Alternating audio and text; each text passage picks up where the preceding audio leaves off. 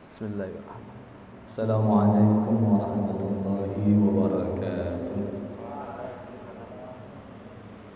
Bismillahirrahmanirrahim. Alhamdulillah. Wassalatu wassalamu ala rasulillah wa ala alihi wa sahbihi wa man tabi'ahu amma ba'da. Halo semuanya. Alhamdulillah pada kesempatan kali ini masih diberi kesempatan limpahan nikmat Allah Subhanahu wa taala sehingga bisa melanjutkan kajian kita untuk pertemuan yang ketiga ya. Dari kajian kitab Adabul Alim wal Muta'allim, karya besar dari Hadratus Syekh Mbah Hasyim Asy'ari. Sudah ketemu? Kita mulai ya. Qala al-muallif rahimahullahu ta'ala wa nafa'ana bihi wa bi'ulumihi fid dharain amin. Qala rabbi shrah li sadri wa yassir li amri wahlul 'uqdatan min lisani yafqahu qawli.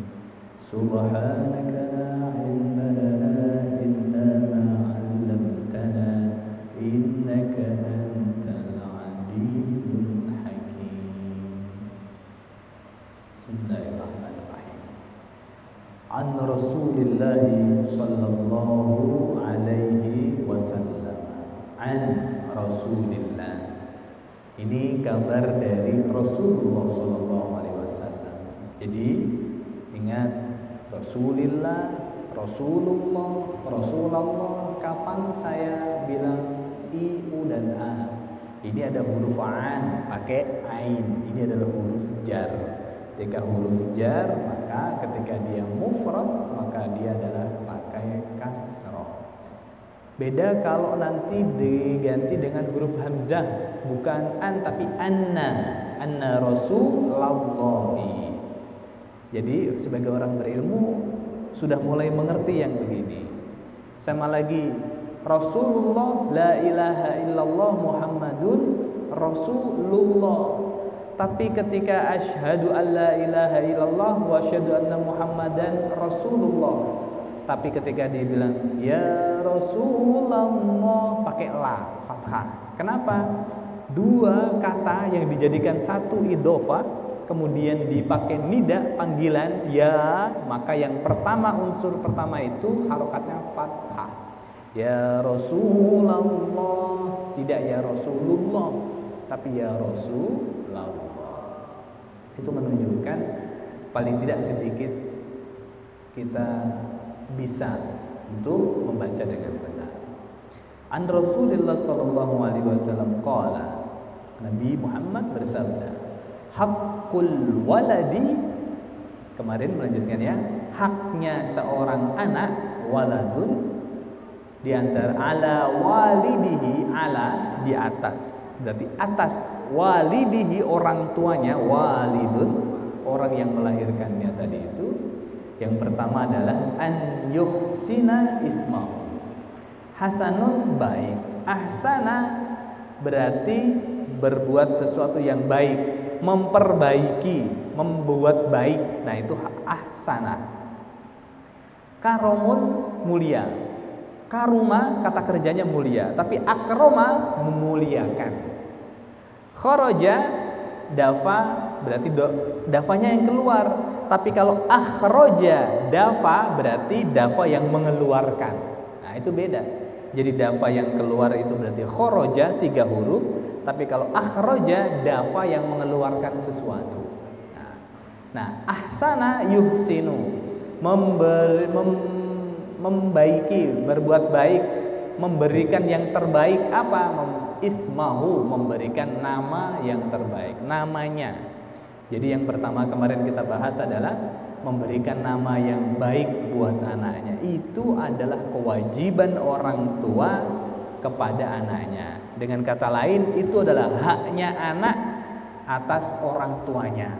Jadi memberikan nama yang terbaik. Kemarin kita sampai situ. Kemudian yang kedua adalah wayuhsina, dan dia memberikan yang terbaik buat siapa? Murdi'ahu, memberikan yang terbaik. Rodoa itu menyusui. Murdi' orang yang menyusuinya. Siapa itu? Ibunya. Nah, wa yuhsina murdi'ahu, berarti memberikan yang terbaik buat anaknya tadi itu adalah seorang ibu yang baik. Kita urai dulu yang satu ini. Itu berarti nanti kalau sudah nikah ibunya kurang baik ganti ibu gitu maksudnya? Enggak. Maksudnya adalah dua.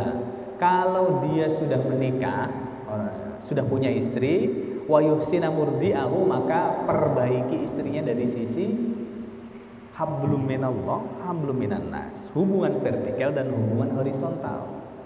Maksudnya apa? Jadikan istrinya ini yang nanti akan jadi calon ibu sang bayi ini jadi orang yang baik dalam pengertian perilakunya, keimanannya. Nah, jadi ke atas hubungan dengan Tuhannya dia baik, hubungan vertikal antara sesama juga baik. Nanti yang akan dilakukan untuk mentarbiyah dan mendidik anaknya juga dengan ilmu, dengan baik.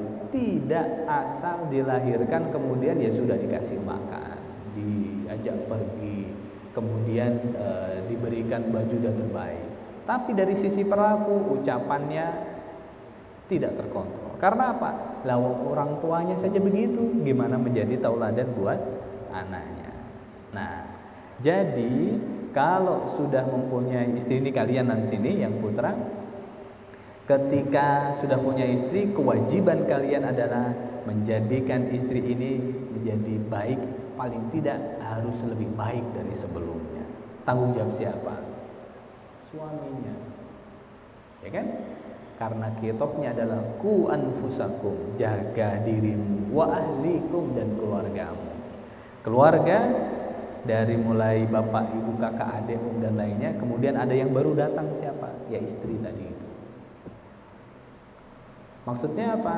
Dari kebiasaan kesehariannya seorang istri, seorang calon ibu, dia harus mengerti, mengajarkan anaknya, paling tidak dari sisi kebiasaan yang baik yang selalu dilakukan oleh Rasulullah. Apa? Rasulullah SAW itu adalah yuhibbu at-tayammum, suka melakukan sesuatu yang baik itu adalah tayamun, yamin, dengan tangan kanan. Nah, ketika melakukan dengan tangan kanan, maka anak kalau mau berbuat sesuatu apapun, terima barang dari orang lain, dia pakai tangan kanan, tidak asal ngambil dengan tangan kiri. Itu harus lewat kebiasaan. Ada bukan hanya sekedar tangan-tangan, tapi dengan kedua tangan. Dengan cara apa? Nah, tangan kanan di atas, kiri di bawah.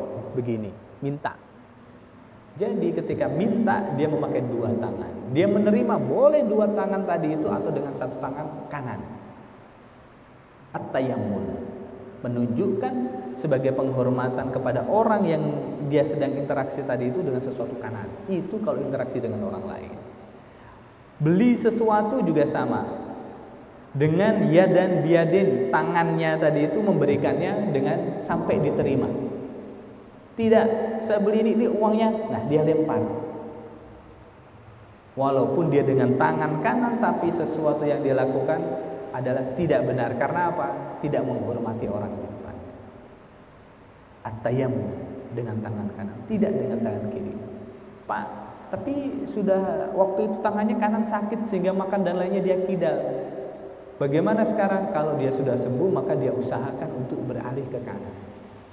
Dengan cara apa? Usaha. Berusaha itulah yang proses yang akan menjadikan nilai tersendiri bagi dia. Makan. Biasanya tangan kiri bisa, tapi pakai tangan kanan tidak terbiasa. Miring-miring. Bisa sampai ke jidat, bisa sampai ke hidung. Itu usaha. Karena ingin menjalankan sesuatu yang disampaikan Rasulullah, yaitu dengan tangan kanan.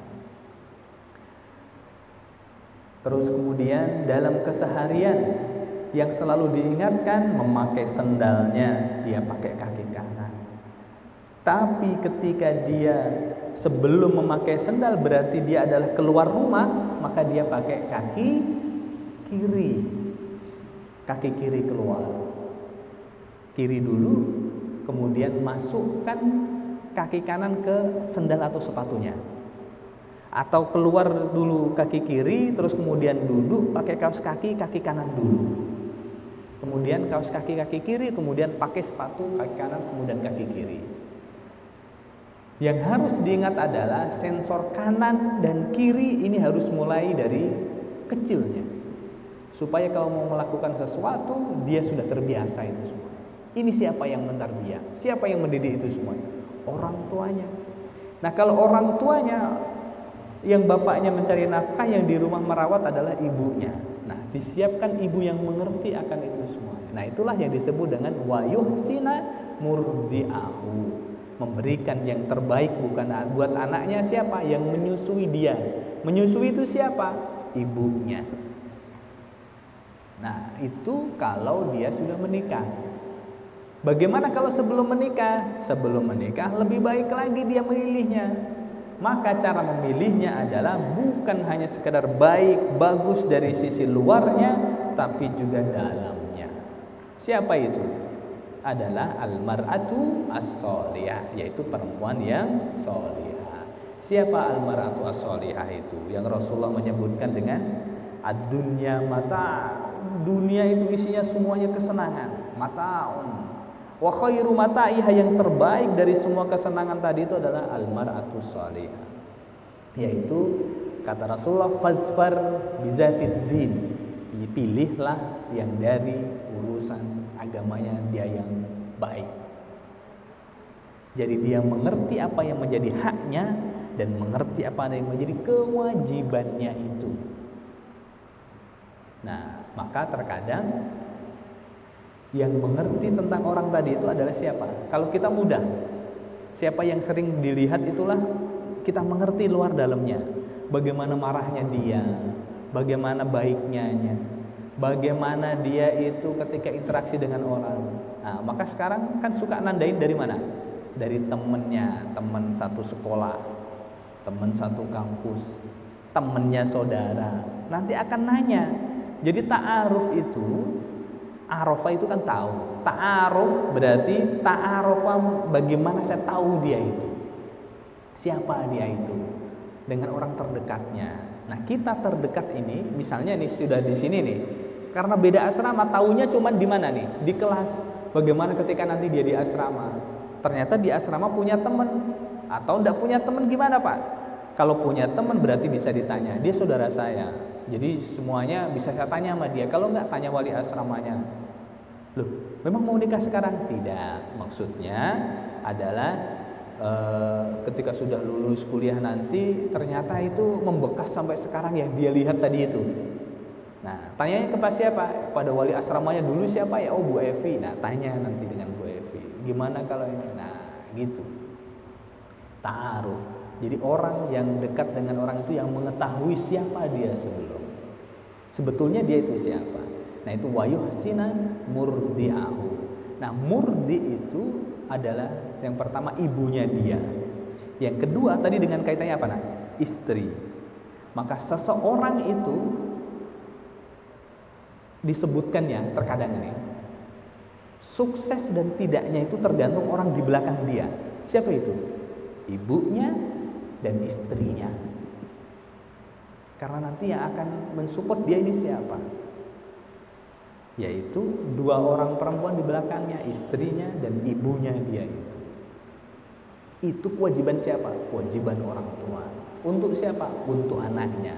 Maka menjadi hak anak ini atas orang tuanya tadi itu.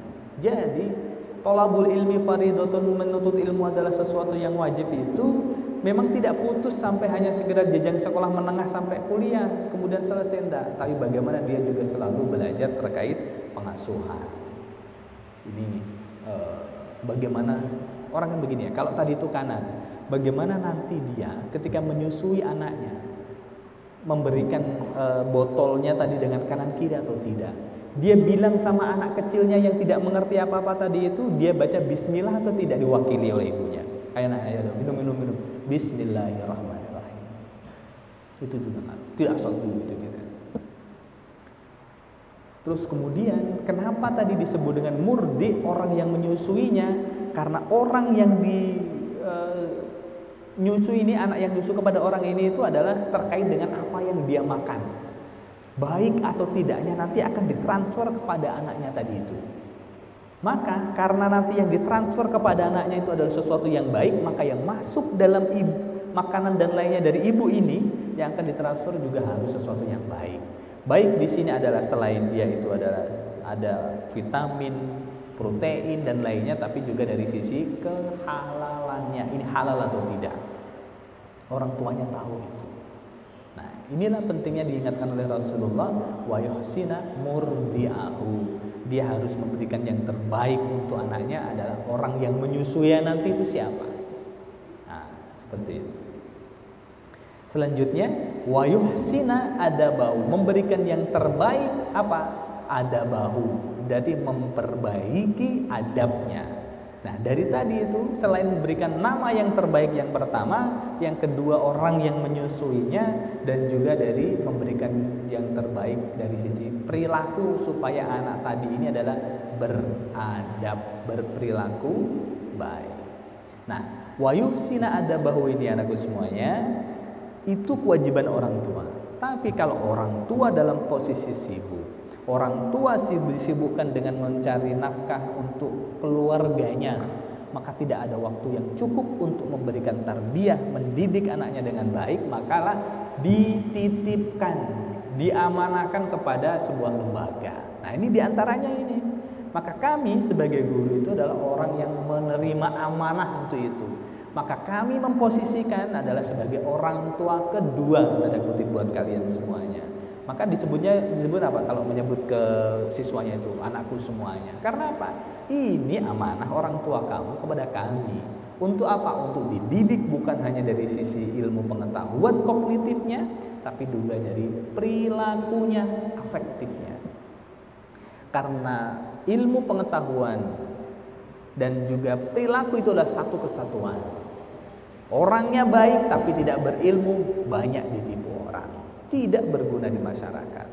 Orang berilmu tapi tidak beradab juga malah justru lebih memalukan. Orang punya ilmu, dia belajar kok tidak tahu budi pekerti, tidak tahu bagaimana cara beretika. Dari mulai ketemu sama orang cuek, lewat.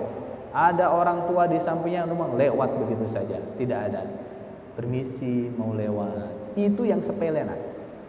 Ini adalah perilaku. Bagaimana menghormati orang yang di situ.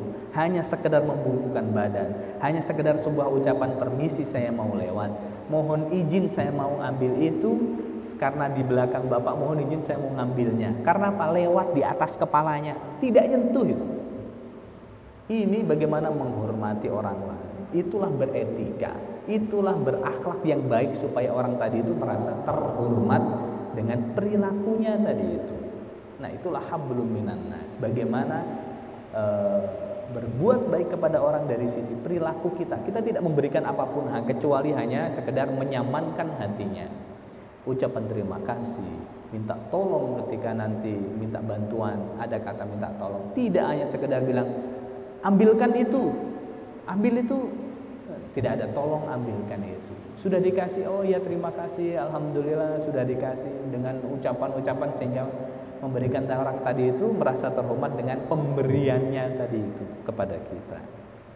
Sepele, tapi itulah fungsi utama untuk hablum minan nas, hubungan antar sesama manusia, hubungan horizontal. Ya. Selanjutnya, saya tidak panjang biar nanti cepat selesai ya. Wa'an Ibnu Sirin, yang kedua ini kita mendapatkan kabar dari Ibnu Sirin radhiyallahu anhu, sahabat Rasulullah. Qala, Ibnu Sirin pernah menyampaikan dari Rasulullah. Ibnu Sirin, kanu waktu itu, jadi kana ini fi'il madhi, berarti sudah lampau. Siapa mereka itu? Para sahabat dan tabi'in. Apa yang beliau lakukan? Yata'allamuna, beliau semuanya itu belajar.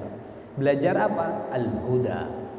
Al-hidayah, al-huda itu awalnya adalah petunjuk. Tapi dalam hal ini petunjuk itu yutlaqu ala tauhid wa taqdis, terkait dengan keilmuan dia, keimanan dia, dan juga terkait dengan at-taqdis, yaitu kudus itu suci. Qaddasa mensucikan. Masdarnya adalah takdis. Qaddasa yuqaddisu takdis. Fa'ala yufa'ilu tafa'il. Maka alat takdis pada dirinya. Dari apa? Minal asya al-makruha, dari sesuatu yang tidak disukai. Berarti apa? Jadi mereka itu adalah belajar terkait dengan budi pekerti. Boleh dan tidaknya dia lakukan ketika dia berinteraksi dengan orang lain.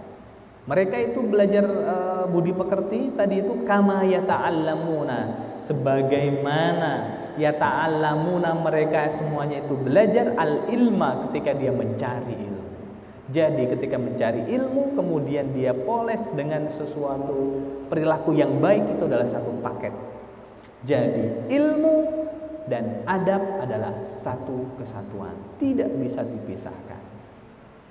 Nah, kemudian wa'adil Hasan al-Basri, ada sebuah kabar juga dari Hasan al-Basri radhiyallahu anhu. Apa yang beliau sampaikan? Qala in kana ar-rajul la yakhruju fi adabihi nafsihi as-sinina thumma as-sinin.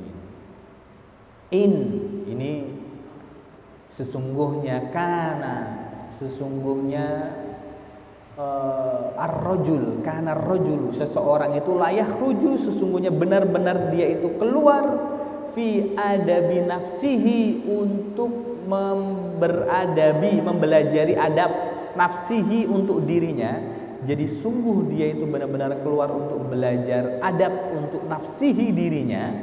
As-sinina tsumma as-sinin, yaitu as-sinin, sanaton itu tahun, jamaknya adalah sinin. Nah, bertahun-tahun. Tsumma as-sinin, tsumma bertahun-tahun lagi. Berarti apa?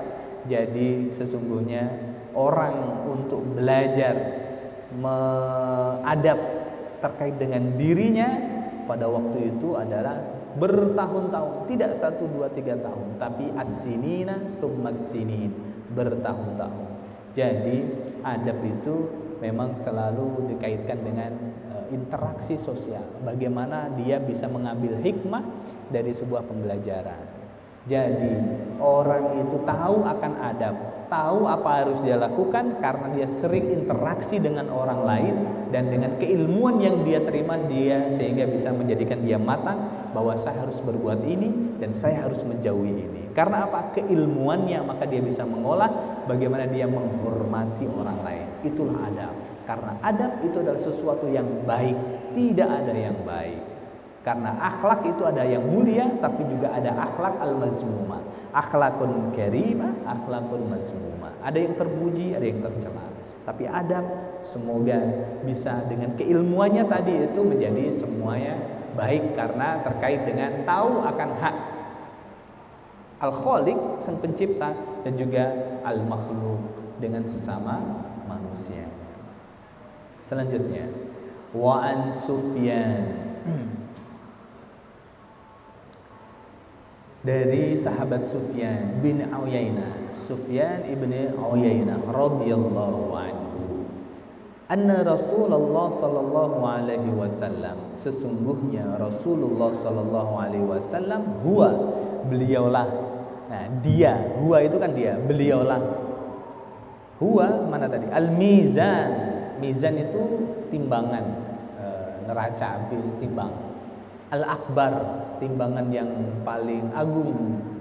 Wa alaihi, dan atas Rasulullah, tu'radu al-asya, tu'radu, arado itu menampakkan, tu'radu ditampakkan. Apa yang ditampakkan? Al-asya'u, segala sesuatu, ala khuluqihi, atas akhlaknya Rasulullah. Jadi timbangan terbesar dalam perilaku itu adalah lihatlah dari perilaku Rasulullah, wasiratihi, dan tindak laku Rasulullah, wa hudahu, dan petunjuk Rasulullah. Jadi ada al-khuluq, ini khuluqun itu perilaku, jamaknya adalah akhlak. Maka akhlakun karimah, Karena Rasulullah khuluquhul Quran. Rasulullah itu adalah perilakunya, akhlaknya adalah sama. Jadi Al-Quran berjalan. Maka akhlak itu jamak dari khuluq. Sirah, keseharian. Tindak laku keseharian Rasulullah seperti apa? Wa hudahu, petunjuknya dari hadis, apa yang diperintahkan oleh Rasulullah, apa yang bisa kita tiru dari Rasulullah, petunjuk-petunjuk Rasulullah. Fama wafaqaha, maka sesuatu, wafaqa muwafiq, sesuai, wafaqaha yang sesuai dengan sesuatu tadi itu, fahwal haq, maka itu adalah yang paling benar kalau sesuai dengan perilaku Rasulullah.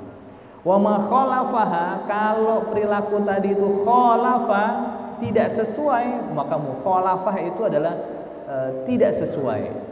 Mukhalafatul lil hawadisi berarti tidak sesuai dengan al hawadis makhluknya. Jadi beda. Kalau mukhalafatul lil hawadisi itu sifat muhal bagi Allah, maka sifat wajibnya apa itu? Apa? Wujud, qidam, baqa. Mukhalafatul hawadisiyah itu wajib, ya maaf. Mukhalafatul lil hawadisi itu sifat wajibnya bagi Allah, tidak sama dengan para makhluknya tadi itu sesuatu yang baru. Lawannya apa? Mumasalatu, ya betul. Mumasalah, mislun itu contohnya mirip, sama. Mumasalatu apa? Mumasalatu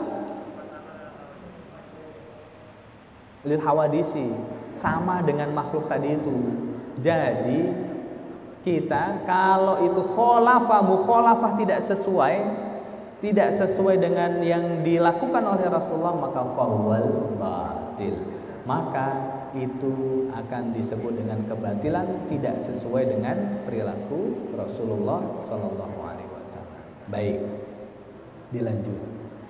Kalau memang itu tadi ketika orang tua tidak bisa mentarbiyah dan mendidik anaknya, kemudian ditaruhlah di suatu tempat, dititipkan, diamanahkan kepada sebuah lembaga.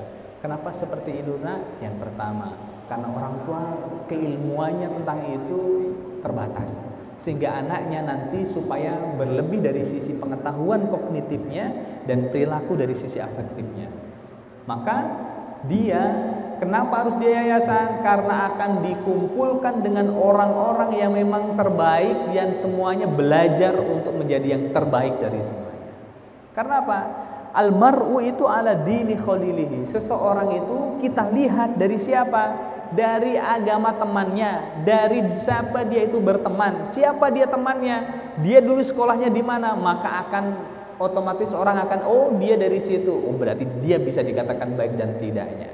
Karena apa? Dia dari sumber yang sama tadi itu, dikumpulkan dengan orang-orang dengan niatan yang sama, dengan nasihat-nasihat dan aturan tata tertib yang sama, sehingga nanti dia itu nanti akan bersama-sama untuk meraih tujuan masing-masing. Itu yang sadar. Yang tidak sadar, ketika dia dikondisikan, maka dia akan belajar pada sebuah suasana dan kondisi yang ada. Saya tidak nyaman dengan teman ini, saya tidak mau sekolah di sini, tata tertibnya. Itu nanti pasti akan di awal ketika kalian diamanahkan, dititipkan kepada sebuah lembaga itu. Ingat, waktu pertama kali datang ke asrama, jauh dari orang tua, apa yang terjadi? Sudah mewek duluan, ngangkat barang sendiri, mau makan pergi ke kantin jauh jalannya, dengan temannya belum kenal baik, mau ngomong aja malu, susah.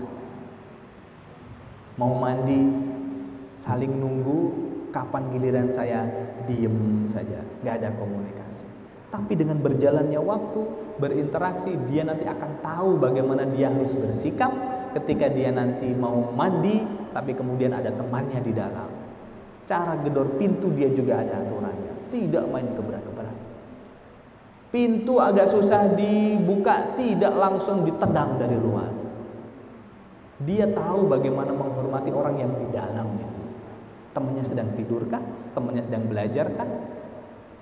Ketika jam belajar, dia tahu bahwa dia tidak boleh main gitar, dia tidak boleh putar lagu dengan kencang, apalagi nanti akan mengganggu temannya. Dia tahu bahwa apa yang harus dia lakukan itu, bahwa ini adalah salah. Kita tidak lakukan. Karena rumahnya dekat di Jabodetabek, setiap hari dikirim makanan. Temannya jauh. Dia juga tahu bahwa temannya yang jauh dari orang tuanya jarang sekali ditengok. Dan juga tidak diberi uang saku yang lebih. Uang jajan hanya sekedar minum, itu pun minum di galon. Dia tahu bagaimana harus berbagi, membahagiakan temannya. Karena membahagiakan orang lain tadi itu tentunya juga sedekah. Sedekah juga akan tadfa'u al-bala, bisa menolak sesuatu yang tidak baik buat dirinya.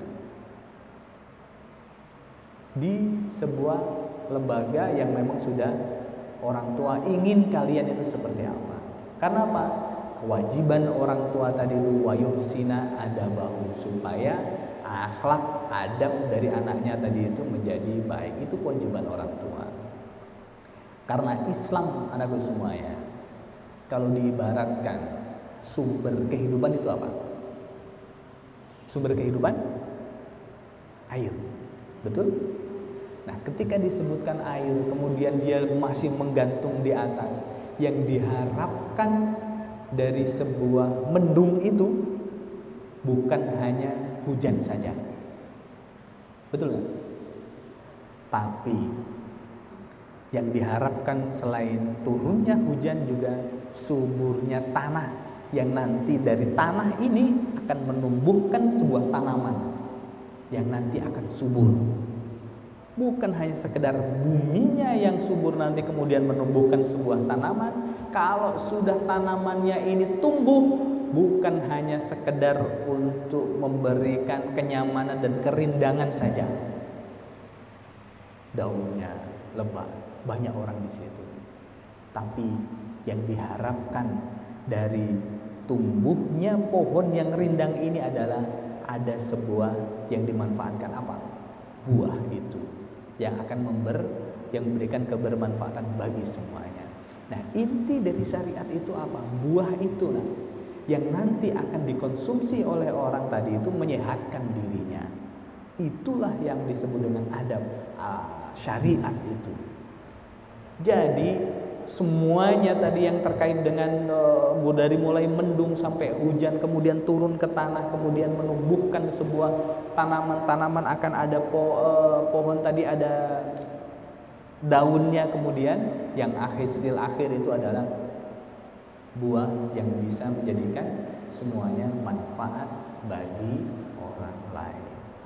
Buah yang ini saja, nah, ada kalanya buah tadi itu baik, ada kalanya buah tadi itu adalah tidak baik.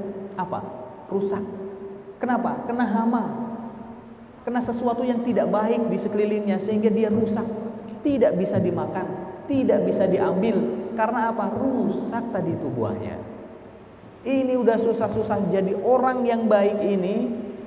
Orang tua sudah berusaha, kemudian sudah muncul ini buahnya, kemudian bagaimana dia berperilaku, ternyata dia terpengaruh oleh lingkungan sehingga dia menjadi kena hama. Kena hama, apakah dia bisa dimakan, dikonsumsi dengan baik buah tadi itu? Tidak jadi. Atau dia berdekatan dengan dia baik buahnya, tapi dia dekat dengan buah yang busuk, maka lama-lama yang baik menjadi apa? Rusak juga. Maka saling mengingatkan itu, maka perlu ada yang merawat. Siapa? Ada bapak ibu guru, ada bapak ibu pembina, ada kalian semuanya dalam organisasi saling mengingatkan dari mulai divisi kedisiplinan untuk mengingatkan apa? Jangan sampai buah ini nanti itu rusak, busuk, tidak bisa dimanfaatkan oleh orang lain. Harus ada divisi yang terkait dengan intak, bagaimana mengingatkan semuanya sebelum azan, 5, supaya semuanya temannya turun kemudian pergi ke masjid untuk apa? Merawat buah ini supaya menjadi nanti baik, sehingga benar-benar nanti ini akan bermanfaat buat orang lain. Itulah yang diharapkan, perilaku adab yang baik dari mulai munculnya mendung sampai hasil akhir tadi itu. Ya. Maka dalam keseharian mulai dipilah dan bagaimana memahaminya. Ini tuh kalau saya lakukan akan menyinggung orang lain tidak ya? Atau malah justru teman saya nanti akan marah, atau malah sengaja, oh ini punya ini nih, mumpung kesempatan, jadi musuhan yang dia lakukan. Itulah benih-benih hama yang di sekeliling kita tadi itu yang nanti akan mengakibatkan tidak baik. Muncul hama tadi itu adalah wajar. Karena apa? Karena dia tidak terbuka, kena udara yang baik. Karena tadi itu dia terbuka dan tidak ada saringannya, jauh dari temannya, tidak ada nasihat, tidak mendengarkan sesuatu nasihat dari gurunya, kemudian diingatkan oleh temannya, dia mengabaikan tadi itu semuanya, dikhawatirkan dia nanti akan yang kena hama tadi itu.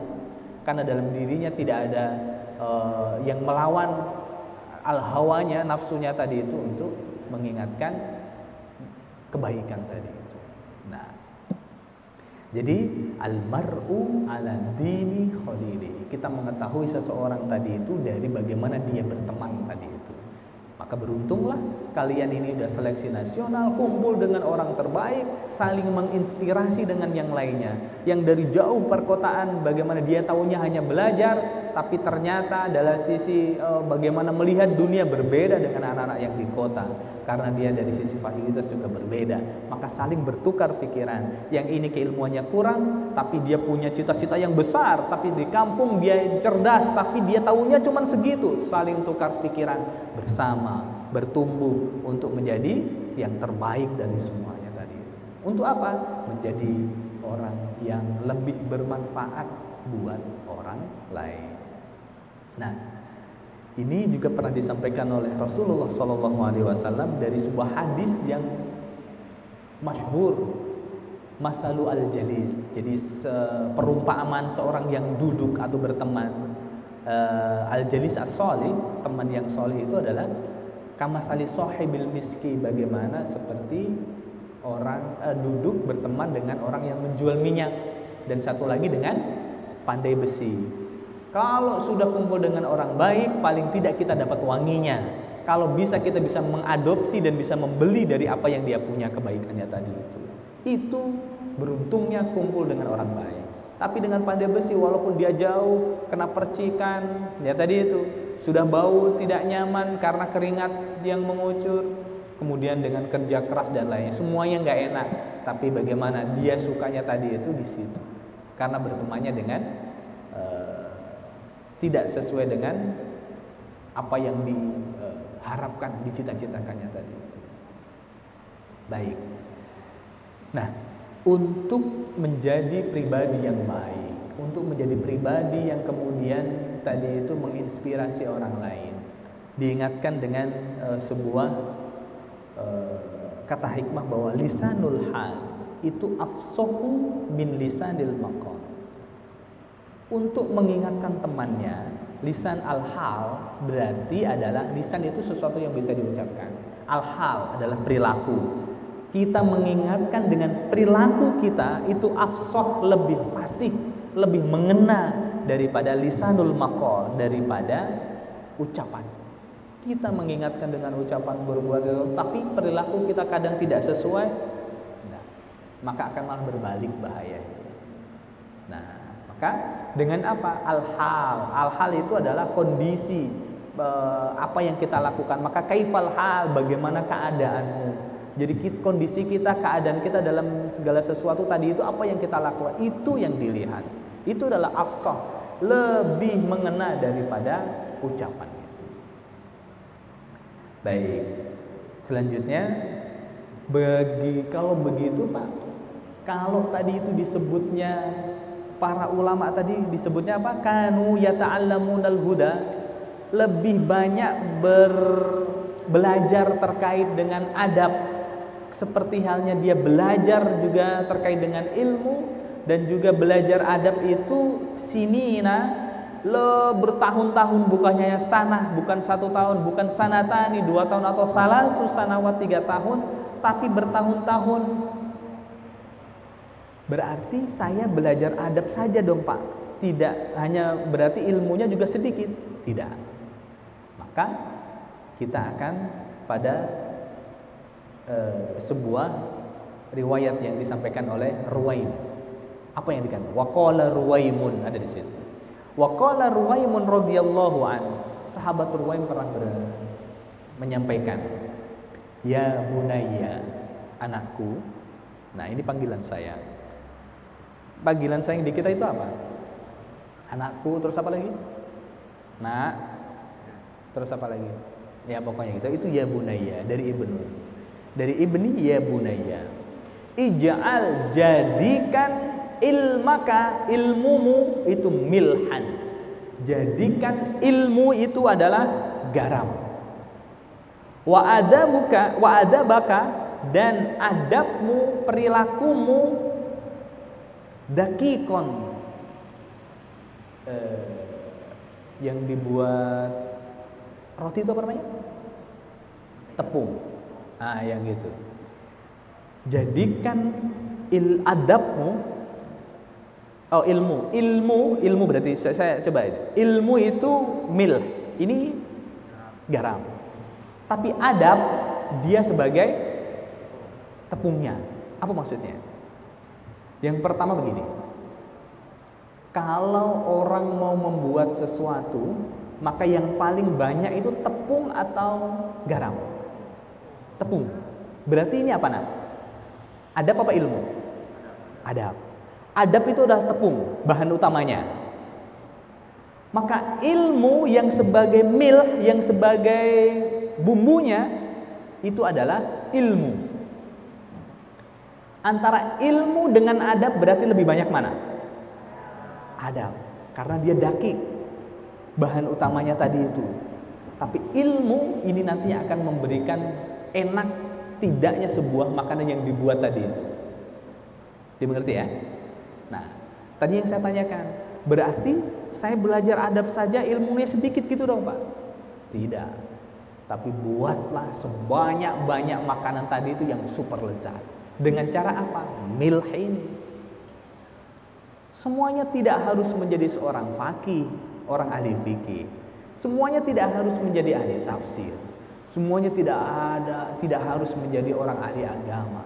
Tapi jadilah orang yang dibutuhkan oleh sesamanya. Jadilah orang yang dibutuhkan oleh sesamanya sesuai dengan keahliannya masing-masing. Maka jadilah, kalau dia condong kepada ilmu kedokteran, jadilah dokter nanti itu dari sisi keilmuannya, tapi milhnya, ilmunya itu garamnya ini, tapi bahan bakunya tetap adab, perilaku. Maka yang dikedepankan adalah membantu orang lain, bukan bisnis, bukan tidak mau diganggu dengan kondisi tertentu, atau mungkin berbuat sesuatu yang tidak sesuai dengan aturan. Contoh, membantu orang-orang yang dibutuhkan ketika ada hubungan di luar nikah rame-rame, ada SMP, SMA, kuliah, kemudian ke situ bantu yang gitu. Dia mengerti bahwa itu adalah salah, justru dia menasehati dan kemudian dia tidak melakukan itu. Nah, jadi al-milhu itu adalah ilmunya, kemudian ad-dakik itu adalah adabnya. Maka orang yang beradab kemudian berilmu, inilah yang disebut dengan orang yang nanti paling depan. Maka kalau di kemarin itu orang beradab itu terkait dengan fatah ayam tahu, terbuka, dapat petunjuk Allah Subhanahu wa taala, jadi dia menjadi orang hebat, terbuka dari sisi hatinya. Tapi orang yang berilmu itu adalah alima ya'lam, orang yang berilmu. Maka jadilah orang yang benar berarti apa ini? Dakik, adab, dan juga jadi orang yang pintar, ilmu. Maka jadilah orang yang pintar dan benar. Jangan jadi orang yang tidak benar dan tidak pintar, bahaya itu. Tapi jadilah orang yang benar ini tapi tidak pintar, diakali mulu. Ya kan? Ini orang benar, tapi karena tidak punya keilmuan, tidak bisa berbuat apa-apa. Diakalin, dikadalin sama orang-orang yang pintar tadi itu, ya kan? Ini berilmu, dia pintar, tapi dia tidak benar. Bahaya ini juga. Segala kebijakannya akan merusak semuanya hanya untuk golongan-golongan kepentingan mereka itu sendiri. Maka jadilah orang yang pintar dengan al-milhu, ilmunya tadi itu, dan juga orang yang benar dari sisi ad-daqiq, bahan utama untuk menjadi banyak dan lezatnya sebuah makanan tadi itu. Seperti hal yang tadi saya sebutkan dengan al-fakihah, as-samrah, buah dari proses turunnya hujan dari sebuah mendung yang megah. Semuanya berproses seperti itu. Jadi adab itu akan lebih utama didahulukan daripada ilmu. Maka Imam Malik menyampaikan ta'allamu al-adab qoblal ilmi. Pelajarilah adab. Kalau seandainya ada skala prioritas, maka adab dulu, baru kamu belajar yang benar. Jadi adab dulu, baru kemudian kamu belajar yang benar. Kayaknya ada di sini deh. Ini nih. Ibnul Mubarak. Qala Ibnul Mubarak. Yang ini Ibnul Mubarak. Ibnul Mubarak radhiyallahu an menyampaikan, nahnu, kami itu, ila qalilin, kepada sesuatu yang sedikit sedikit saja, minal adab, dari mempelajari adab, ahwaj, itu selebih butuh, lebih terpakai, lebih kami butuhkan, minna, dari kami semuanya, ila kasirin, daripada sebuah bilangan yang banyak, minal ilmi, dari sebuah ilmu pengetahuan. Apa gunanya ilmu pengetahuan banyak tapi tidak beradab? Lebih baik kalau Ibnu Mubarak menyampaikan ini, cukup bagi kami adalah mempunyai adab. Itu lebih kami butuhkan daripada orang yang berilmu, orang yang pintar tadi itu, tapi dia tidak benar.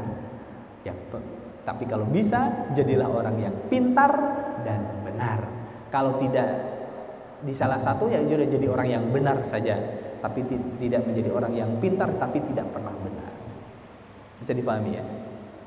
Baik. Jam berapa?